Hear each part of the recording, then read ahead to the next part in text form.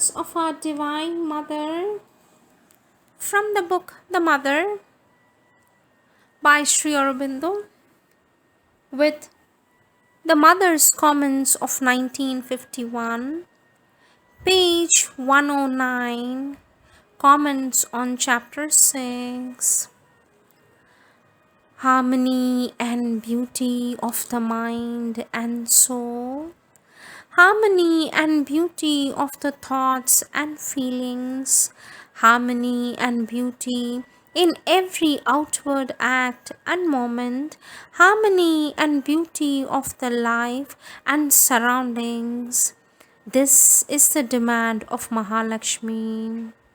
Where love and beauty are not or are reluctant to be born, she has not come. These are the golden words of our Lord Sri Aurobindo in the book The Mother. For this the Mother says, when the surroundings, circumstances, atmosphere, the way of life, and above all, the inner attitude are altogether of a low kind, vulgar, gross, egoistic, sordid, love is reluctant to come. That is, it always hesitates to manifest itself and generally does not stay long. A home of beauty must be given for beauty to stay. I am not speaking of external things, a real house, a real furniture, and all that. I am speaking of an inner attitude, of something within, which is beautiful, noble, harmonious, unselfish. There, love has a chance to come and stay. But when, as soon as it tries to manifest, it is immediately mixed with such low and ugly things, it does not remain, it goes away. This is what Sri Aurobindo says, it is reluctant to be born. It could be said that it immediately regrets being born. Men always complain that love does not stay with them, but it is entirely their fault. They give this love such a sordid life, mixed with a heap of horrors and such vulgarity, things so base, so selfish, so dirty, that the poor thing cannot stay. If they don't succeed in killing it altogether, they make it utterly sick. So the only thing that it can do is to take flight. People always complain that love is impermanent and passing. To tell the truth, they should be very grateful that it manifested in them in spite of the sordidness of the house they gave it. Mahasaraswati is the mother's power of work and her spirit of perfection and order. The youngest of the four, she is the most skillful in executive faculty and the nearest to physical nature. Always she holds in her nature and can give to those whom she has chosen the intimate and precise knowledge, the subtlety and patience, the accuracy of intuitive mind and conscious hand and discerning eye of the perfect worker.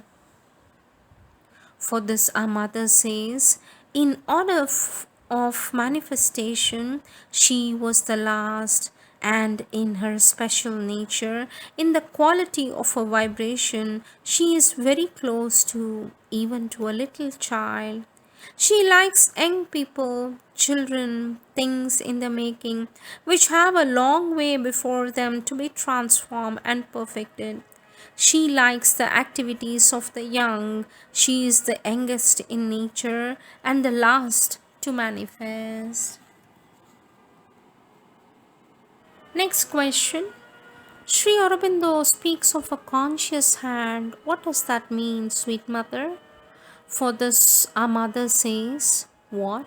I have told you this I don't know how many times. I have explained it hundreds of times and you still ask this question? I have told you that no matter what you want to do, the first thing is to put consciousness in the cells of your hand.